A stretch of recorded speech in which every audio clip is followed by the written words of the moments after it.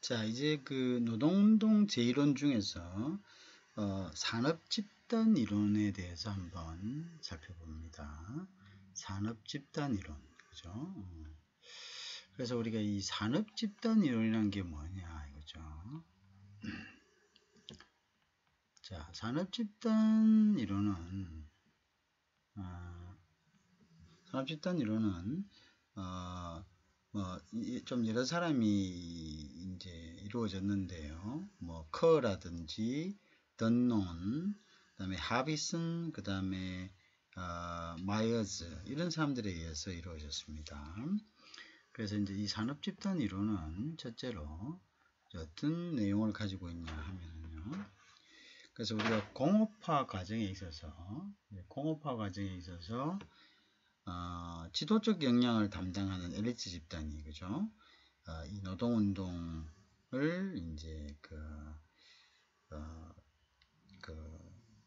주도한다는 거죠. 그래서 이들 엘리트 집단의 이제 성격에 이 노동운동은 달려있다. 이렇게 보는 거죠. 그것이 우리가 산업화 집단 이론입니다. 그래서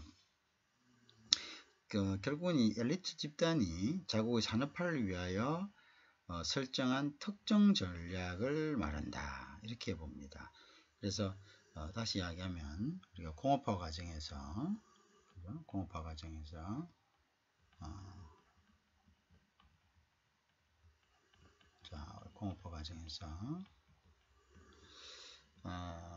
이제 엘리트 집단이 지도적 역할을 누군가를 해야 되잖아요. 지도적 역할을 해야 되는데 이 지도적 역할을 누군가 해야 됩니다. 그죠? 이도 지도적 역할을 해야 되고 이 지도적 역할을 하는 집단이 바로 소위 이야기하는 엘리트 집단이 되는 거죠.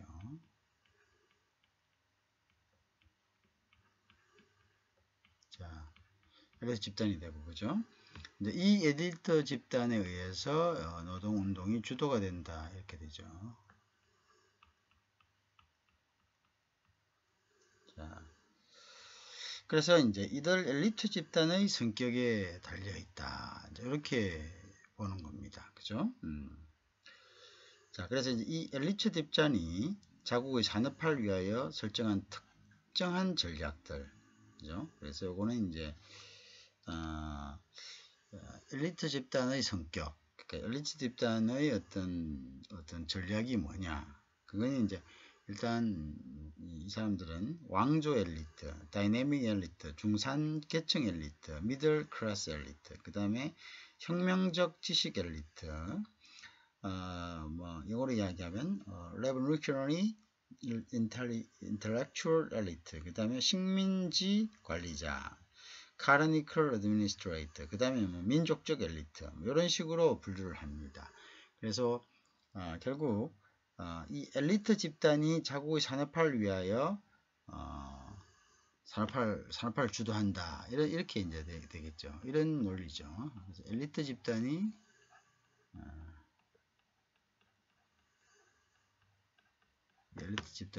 자국의 산업화를 갖다가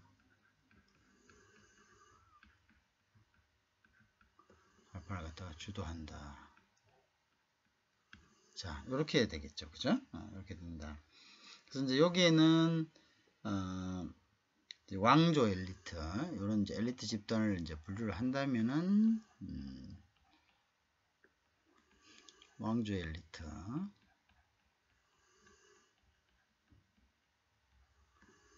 그 다음에 이제 중산계층 엘리트,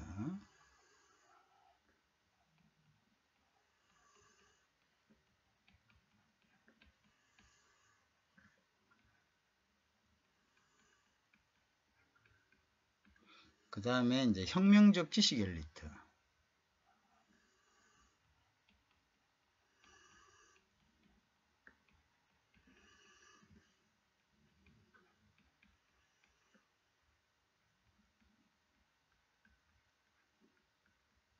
그죠?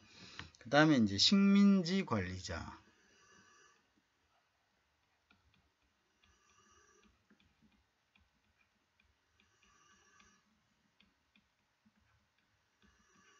그죠? 그 다음에 이제 민족적 엘리트 이렇게 이제 분류를 했습니다.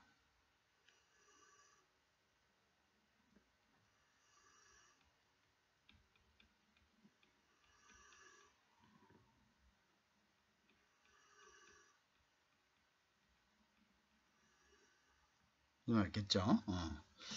자, 그래서 산업화 집단 이론은 이제 이러한 것들입니다. 자, 이 무슨 말이냐면은 이제 산업화 집단 이론은 이렇게 이제 커라든지 던논이라든지 던롭이죠. 던롭. 그 다음에 하비스, 그 다음에 마이어즈 같은 사람들이 연구를 했는데요. 자, 그래서 이제 이 엘리트 집단이 결국은 이 공업화 과정에서 지도적인 역할을 하고, 그죠? 이 사람들이 이제 노동운동을 갖다가 주도한다는 거죠. 그죠? 그래서 이 노동운동은 결국 엘리트 집단의 성격에 달려있다. 이렇게 되는 거죠. 자, 그래서 이제 엘리트 집단이 자국 산업화를 위해서 설정한 특정한 전략을 보면은 왕조 엘리트, 중상계층 엘리트, 혁명적 지식 엘리트, 그다음에 식민지 관리자, 그 다음에 우리가 민족적 엘리트 이런 식으로 분류를 한다 이렇게 되어 있습니다. 그러면 이제 하나하나 좀 내용을 한번 보면요. 왕조 엘리트는 그럼 어떤 경우를 이야기하냐, 그죠? 자, 그래서 이제 왕조 엘리트는 귀족 사회 엘리트입니다. 소위 이야기하는 이제 왕조 엘리트는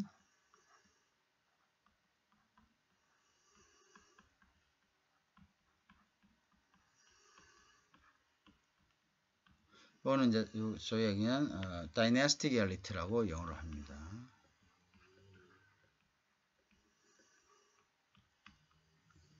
자, 다이내스틱 엘리트라고 이야기합니다. 요거는 귀족 사회의 엘리트를 이야기하죠. 그죠? 요거는 이제 프랑스나 독일, 일본, 프랑스라든지 독일이라든지 일본, 그죠? 프랑스, 독일, 일본의 산업화 같은 그 나라의 산업화 과정에서 나타난,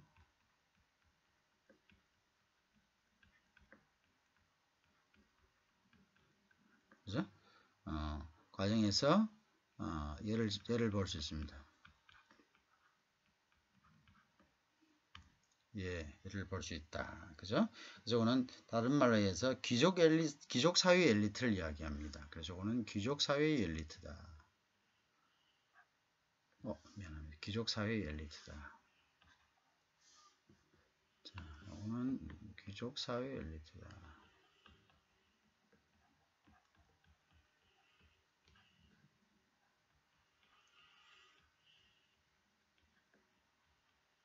자, 귀족 사회 엘리트다. 자, 그 다음에 이제 또 좀 더 보면요.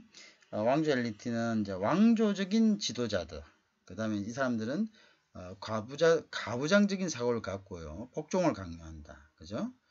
그래서는 이러한 이제 노동운동은 왕조 엘리트에 의해서 억제되는 거죠. 그죠? 그래서 이제 이 왕조 엘리트는 말 그대로 가부장적이다는 거죠.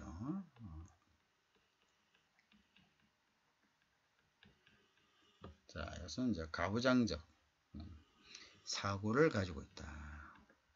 가부장적 사고를 가지고 있으니까 어떻게 합니까? 결국 이 가부장적 사고는 이제 복종을 강요하는 거죠. 복종을 강요. 자, 복종을 강요하고 복종을 강요하다 보니까 이 노동운동은 결국 왕조 엘리트에 의해서 억제된다. 그래서 노동운동이 억제되겠죠. 당연하겠죠.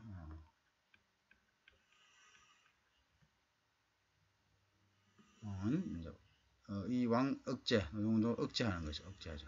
가부장적이니까 노동운동을 그냥 둘 수 없죠. 그죠? 그래서 이런 어떤 이러한 사회에서의 어떤 이렇게 그 민주적 변화를 기대할 수 없죠. 그죠? 민주적 변화가 기대할 수 없다.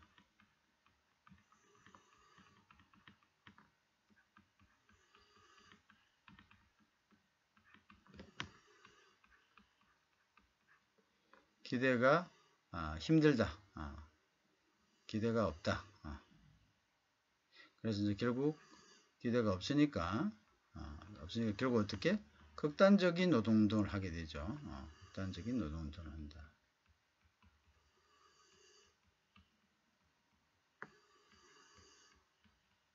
자, 결국은 우리가 좀 이야기하는 조금 전에 우리가 이제 본 거 있죠. 산업 그게 이제 여기 산업 집단 이론입니다. 이 산업 집단 이론이라서는 이론은 이 엘리트들에 의해서 산업화 과정, 이 공업화 과정에서 지도적인 역할로 하는 엘리트 집단에 의해서, 그죠? 엘리트 집단에 의해서 이 엘리트 집단이 어떤 집단이냐에 따라서 노동운동의 성격이 달라졌다. 그죠? 노동조합의 어떤 노동운동의 성격이 달라졌다. 이런 이야기입니다. 자, 그래서 이제 여기는 이제 왕조 엘리트. 그래서 이 엘리트 집단은 이 산업화 과정에서 그 어떤 자국의 산업화를 위해서 뭡니까? 주도적인 역할을 한 사람들입니다. 지도적인 역할을 한 사람들인데, 이런 엘리트 집단의 성격에 따라서 노동운동의 어떤 성격이 달라졌다는 거죠. 그래서 이제 결국은 왕조직 엘리트, 중산계층적 엘리트, 혁명적 지식 엘리트, 식민지 관리자 엘리트, 그 다음에 민족적 엘리트, 이런 엘리트들이 각각의 어떤 산업화 과정에서 나타난 엘리트들인데, 이런 엘리트들이 어떤 자세를 취하느냐에 따라서 거기에 대항한 어떤 노동운동의 성격도 변화가 있었다. 이게 이제 산업 집단 이론이다. 이렇게 보시면 되겠죠. 자, 그래서 우리가 이제 왕조 엘리트 같은 경우를 봤습니다. 왕조 엘리트 같은 경우에. 자, 그 다음에 이제 보면,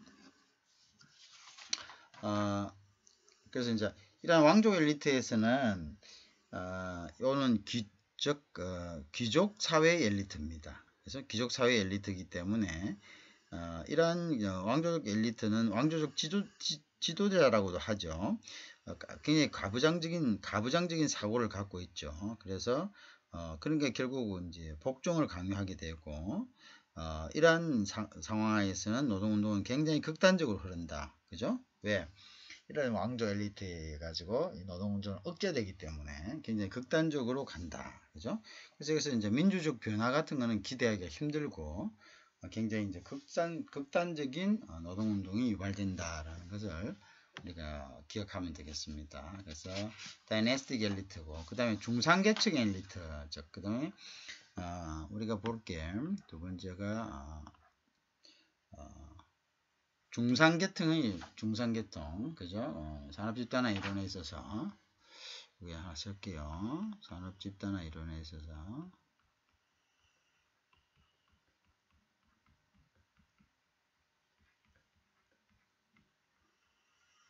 자, 여기 이제 두 번째가 미들 클래스라고 이야기합니다.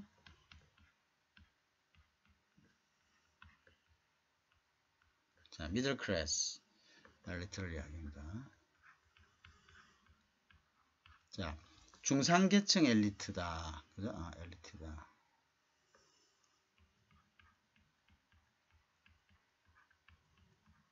자, 이 중산계층 엘리트는 우리가 미국이나 영국의 산업화 과정에서 나타난 중심 세력입니다. 그죠? 미국이나 그다음에 영국의 어떤 산업화 과정에서 나타난 중심 세력이다.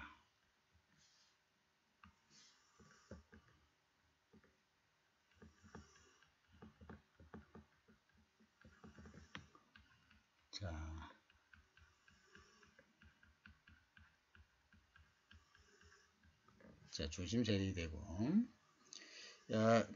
그렇기 때문에 이제 이 사람들은 이제 어떤 걸 강조합니까? 결국은 밑에다 쓰는 게 좋겠네요. 자유주의하고 자유방임주의를 강조합니다. 그래서 자유주의와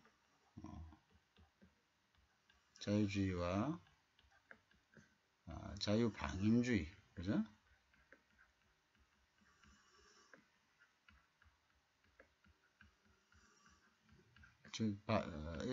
이런 것들을 이제 굉장히 강조하게 되죠. 그죠? 그 다음에 이제, 주요 의사결정 또한, 시장 기능에 의존한다. 이렇게 되죠. 그죠?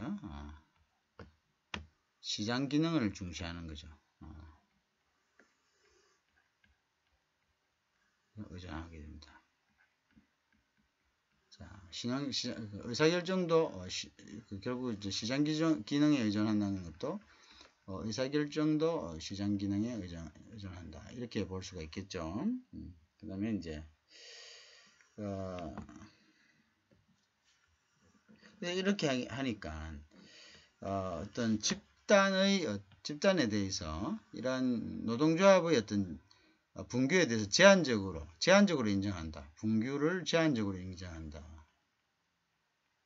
분규를 그러니까 이제 제한적으로 인정한다.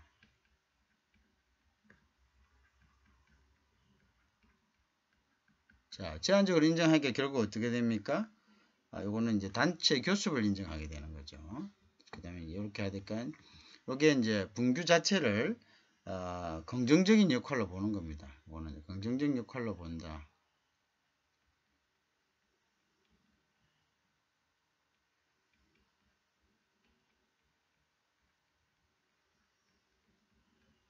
자, 이 긍정적 역할을 보니까 결국 어떻게 됩니까? 단체 교습을 인정하는 거죠. 그죠? 단체 교습을 인정한다.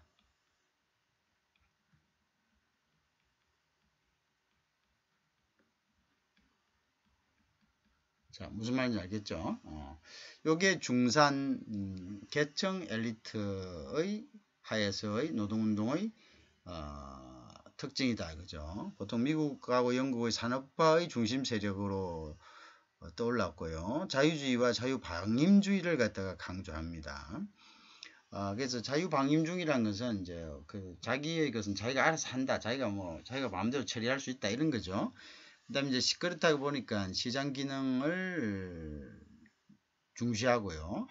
거기에 따른 의사결정을 하는 거죠. 그래서 이제 노동조합의 어떤 분규를 제한적으로 인정하고 이러한 분규는 사실 사회적으로 긍정적인 역할을 한다고 보는 겁니다. 따라서 단체 교섭 정도는 이제 인정을 하는 거죠. 이것이 바로 중산계층 엘리트입니다. 미들 클래스 엘리트 하에서의 노동운동의 특징이 되죠. 그죠?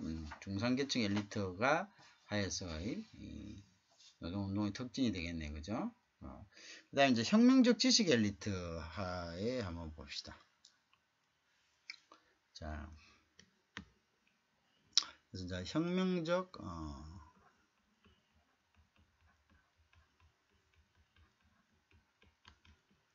지식 엘리트 하의 노동운동이죠. 그죠? 혁명적 지식이라는 것이 revolutionary intellectuality라고 일합니다. revolutionary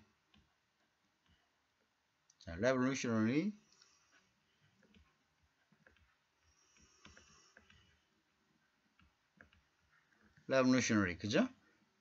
intellectual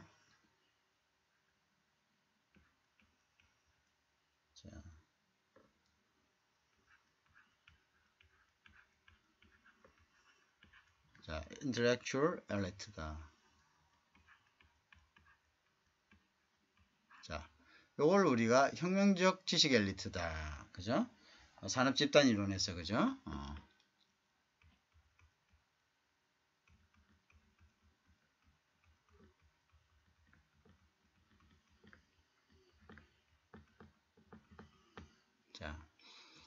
자, 그러면 이제 요거는 어떤 거냐면은 이러한 엘리트들의 하에서의 노동운동. 자, 그러면 요거는 어디에서 일어나는 겁니까? 요거는 아까와 틀리게 미들 클래스하고 틀리게 이제 옛날 소련, 구소련과 중국, 구소련이나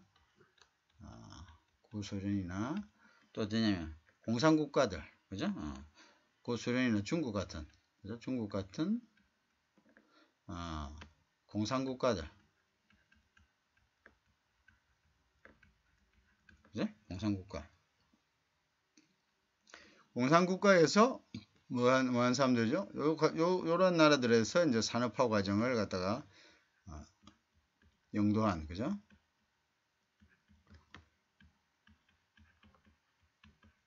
주도한 세력을 이야기합니다.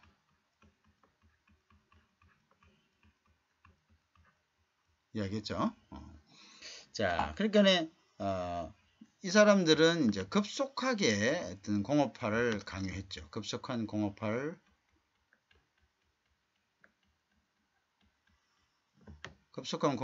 갖다가 어떻게 했습니까? 강요를 했습니다. 그죠? 급속한 공업화를 강요하는 그러한 세력들이었죠. 자, 그러니까 이제 이렇게 하다 보니까 기존 질서를 단시일 내에 바꿔야 되죠. 그죠? 기존 질서를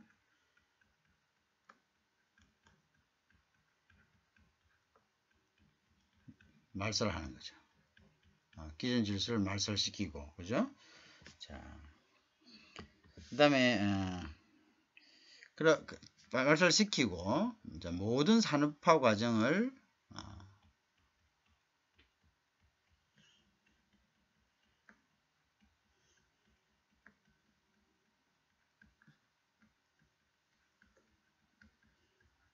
주도적으로, 그죠?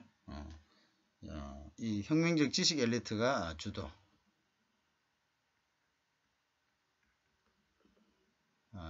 혁명적 지식입니다.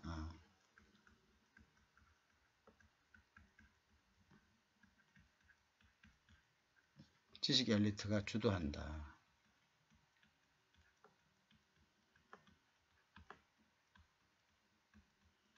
무슨 말겠죠? 그래서 이제 기존의 질서를 완전히 말살시켜버리고, 그 다음에 이제 모든 산업화 과정을 혁명적 지식 엘리트가 주도하는, 그죠? 자, 그럼 결국 어떻게 됩니까? 노동운동은 당연히 당과 국가에 복종할 것을 의미하는 거죠. 그죠? 노동운동과 노동조합은,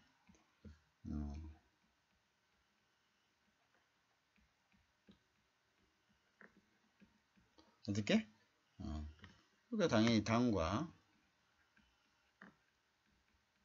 그죠? 국가에 복종해라 이거죠. 복종할 것을 갖다가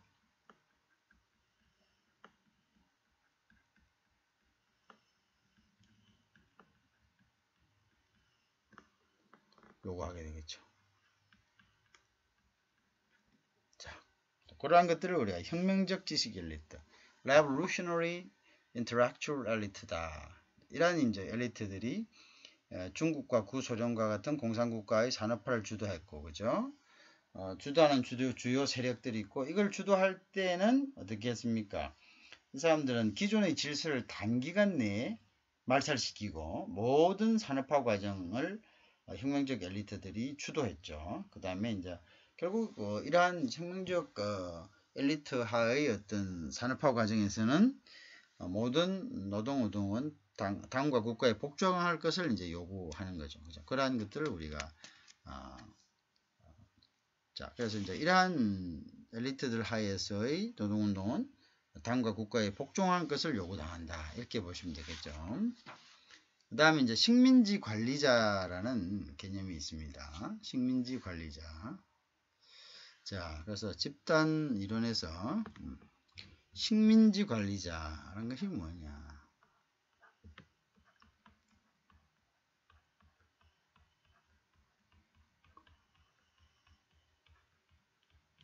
자, 식민지 관리자라는 것은 Tyrannical Administrator 이렇게 이제 이야기합니다. 영어로는 Tyrannical. 자,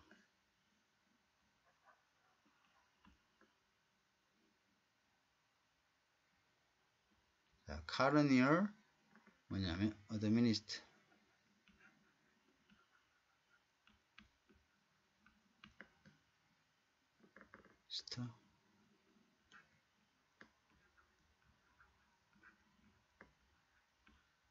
자, 요렇게 되죠. Tyrannical administrator라고 이렇게 식민지 관리자 이렇게 된 거죠. 자, 식민지 관리자 하의 노동운동은 어떤 것이냐. 자, 요거는 자신이 통치하는 나라보다 모국의 이익에 관심이 집중되었다. 자, 식민지 관리자는 결국은 자신의 통치 영역보다, 그죠?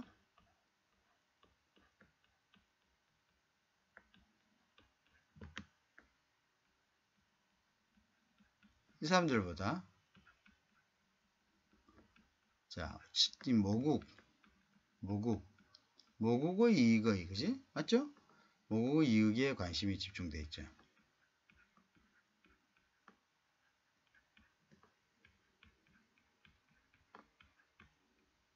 결국 식민지는 모국의 이익을 위해서 어떤 원자재나 이런 것들을 그냥 모으는 것이죠. 착취하는 것이죠. 그죠? 그 다음에 이제 요거는 노동운동을 어떻게 보면 반식민지주의 극복을 위한 투쟁 조직으로 이제 이러한 이제 이 식민지 관리자 하에서의 노동운동은 이 식민지 관리자 자체가 자신이 통치하는 그 국가보다 모국의 이익에 더 집중하기 때문에 그러면 이제 이것을 전부 다 모국을 위해서 다 빼가버리죠. 그죠? 그러니까 이러한 이제 반식민적 노동운동은 결국은 이제 반식민주의 극복을 위한 투쟁 조직이 되는 거죠. 그죠? 식민지에서 독립하기 위한, 그죠? 반식민지.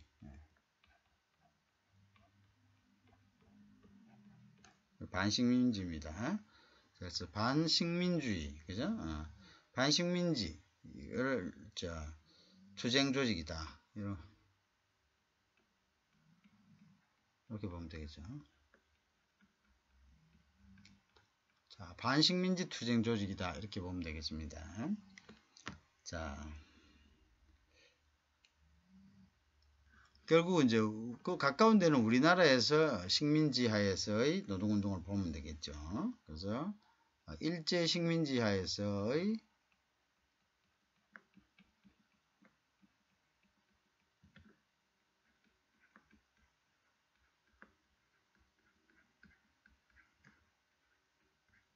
노동운동이죠. 노동운동 얘가 바로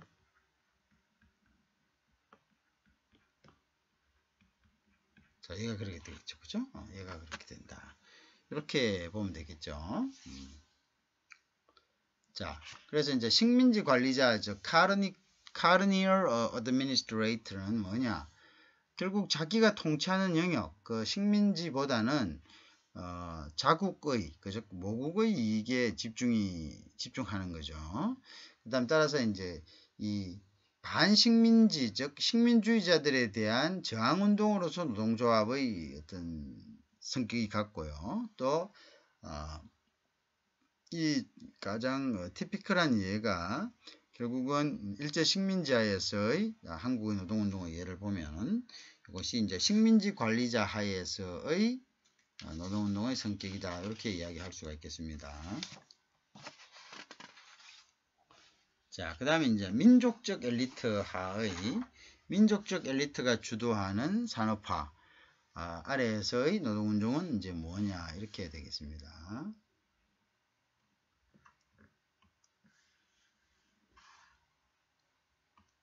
자, 그 다음에 뭐냐면 민족적 엘리트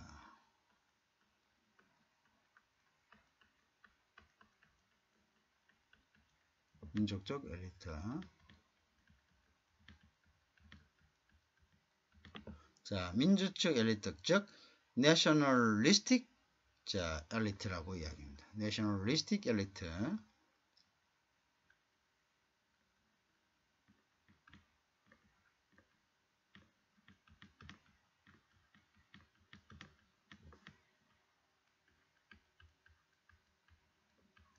자, 이건 뭐냐?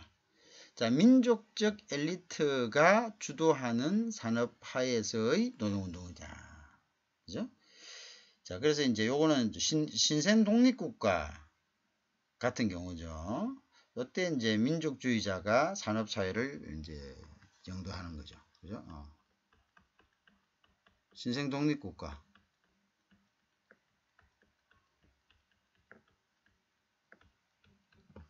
자, 여기서 민족주의자가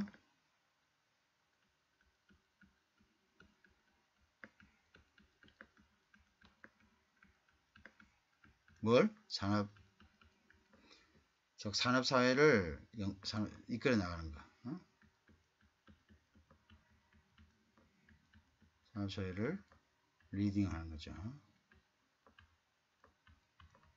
자, 이끌어 나가는 거. 자, 뭐 이렇게 어렵게 쓰지 말고 그냥 뭐 이끌어 나간다 이렇게 쓰면 되겠네요.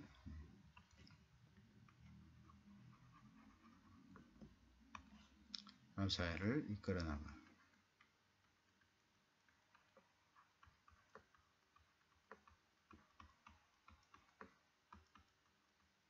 자, 이런 환경을 이야기합니다. 맞죠? 난간한다. 자, 그래서 이제 결국 이 민족주의가 노동운동의 지도 원칙이 된다. 민족주의 하에서 이 노동운동을 갖다가 컨트롤하는 거죠. 그래서 이때는 이제 민족주의가, 그죠? 민족주의가 노동운동의 지도 원리가 됩니다. 요걸 벗어나면 안 되는 거죠. 노동운동의 지도 원리가 된다. 자, 민족주의가 노동운동의 지도 원리가 된다. 이렇게 되겠죠. 당연히 그러니까 노동조합의 시위도 평화적으로 진행해야 된다. 그래서 이제 노동조합 시위도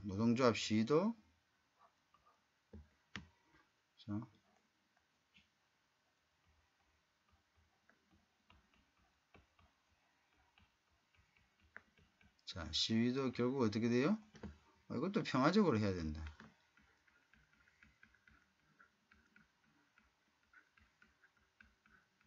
알겠죠? 농협도 시위도 평화적으로 해야 된다.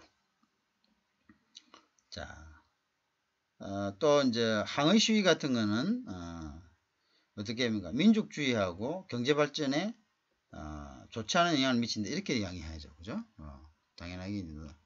자, 그 다음에 이제 항의 시위도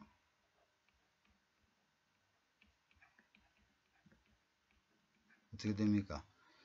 좋지 않게 보는 거죠. 그래서 민족주의 이념하고 경제발전에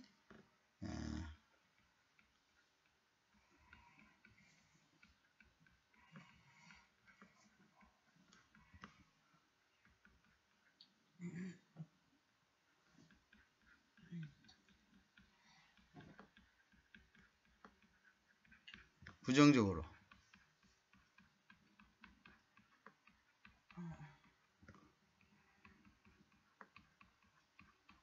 영향을 미친다고 본다. 이렇게 보는 거죠. 이렇게 본다. 자, 그렇게 이제 보는 거죠. 자, 그래서 이제 산업 집단 이론에서는, 그죠? 각 국가와 사회에 따라 산업화 과정을 이끌어가는 집단은 각각 다르게 보는 거죠. 그죠? 국가와, 결국은 이제 사회에 따라 산업화 과정을 이끌어가는 집단은 각각 다르다. 이렇게. 자, 결국은, 자, 이해하시겠죠? 요거는 조금 지울까? 경제발전인데, 조금. 자, 그래서, 산업화 집단 이론에서는, 그럼 요거는 여기까지 이렇게 해놓고요. 자, 그래서 이제 산업화 집단 이론. 자, 집단 이론은 결국 이제 뭘 보느냐 하면, 산업화 집단 이론에서는 결국, 이거 산업화 과정을 이끌어내는 집단이 각각 다르다. 국가에 따라서.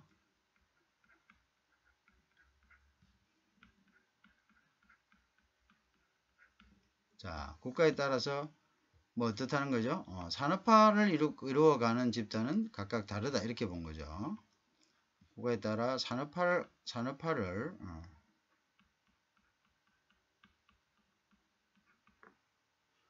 자, 산업화 과정을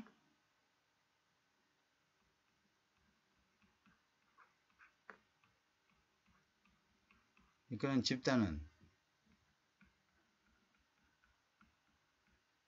집단 이거는 엘리트 집단을 이야기합니다.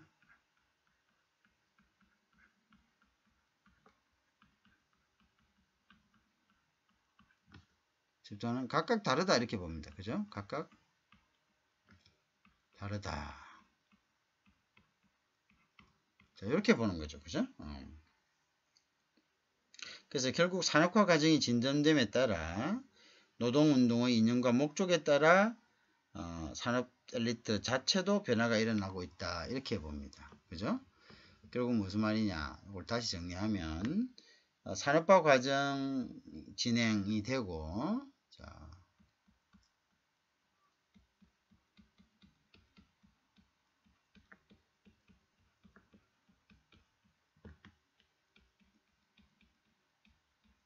자, 산업화 과정이 진행되고 그죠? 그 다음에 이제 여기에 따라 노동운동의 이념과 목적에 따라 진행될 때 각각의 산업화 진행 과정은 틀리니까 여기에 따른 노동 운동 이념과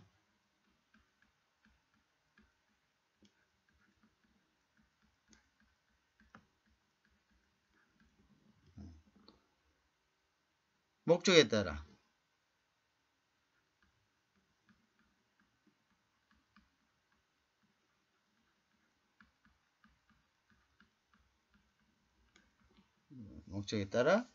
산업 엘리트 자체가 변하고 있다. 이렇게 보는 거죠.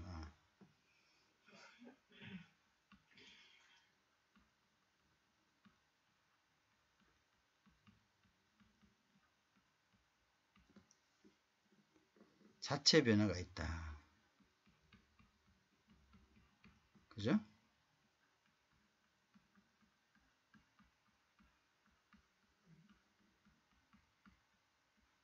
자, 이렇게 보는 겁니다. 자, 이렇게 이제 산업화 과정이 진행됨에 따라 이 산업화 과정 각국에 따라서 과정이 틀리겠죠. 여러 가지 환경이 틀리니까요.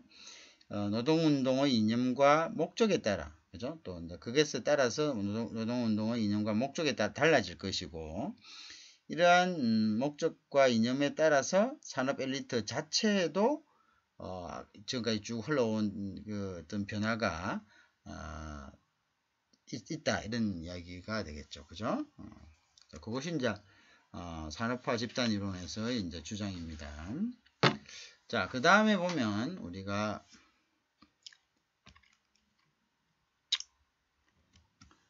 그 다음에 이제 우리가 봐야 될 게 기능적 분류이론입니다. 기능적 분류이론. 자, 기능적 분류이론이라는 건데요. 자,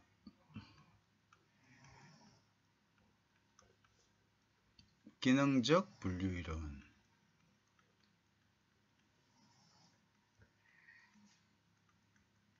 자, 이 기능적 분류이론이라는 것은 뭐냐? 이 주장한 사람은 이제 혹시라는 분이 주장을 했습니다. 혹시.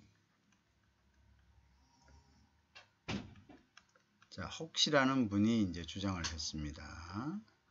기능적 분류이라는 것은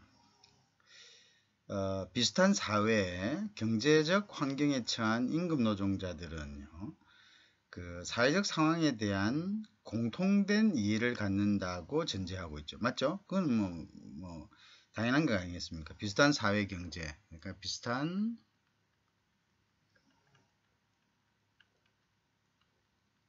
사회 경제, 그죠?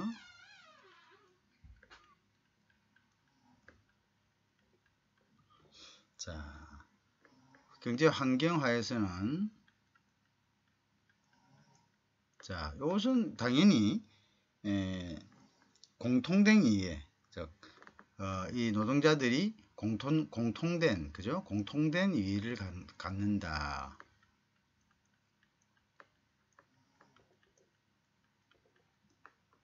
그죠? 자,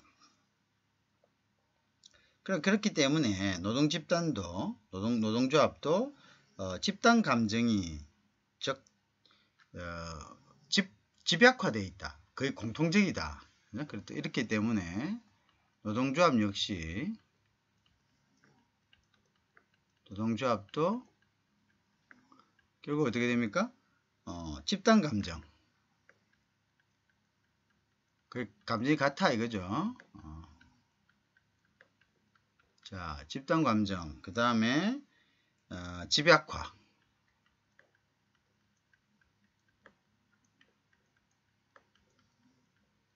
자, 이렇게 되는 거죠. 그죠? 집약해야 된다. 이렇게 되는 거죠. 그죠? 그래서 이제 이렇게 집약화된 노동조합은, 그죠? 노동조합은 그, 5단계의 노동운동을 전개하게 된다. 이렇게 되는 거죠. 그죠? 그래서 이렇게 이제 집약화된, 그죠? 집약화된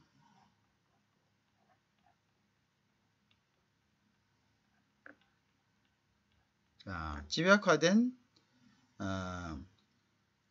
그 공통의 이해 또는 누가 노동조합이 그죠? 기능에 따라 그죠? 공통의 이해 그죠?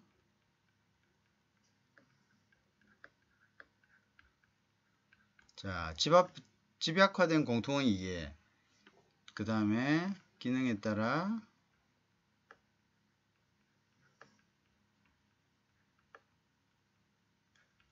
어떻게 됩니까? 5가지의 어떤 분류로 노동운동을 5가지로 분류하는 거죠.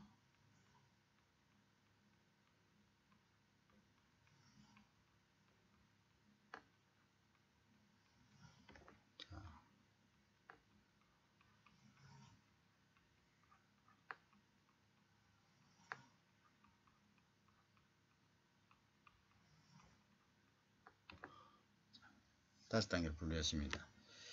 자, 그걸 이제 어떤 단계로 분류했냐면은 일단 이제 기업 노조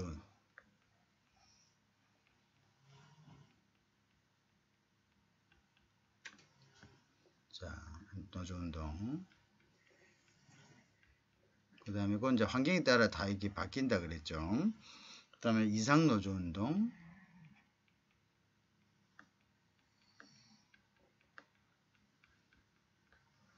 그 다음에 혁명노조운동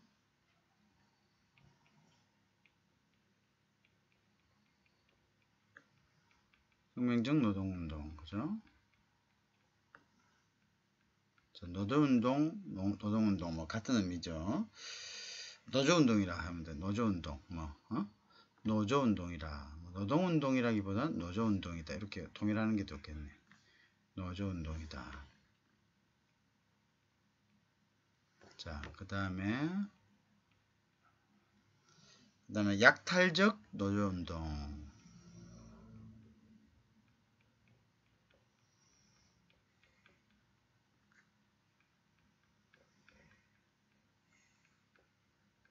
그죠? 그 다음에 이제 의존적 노조운동 이렇게 이제 나누어진다 이렇게 보고 있습니다.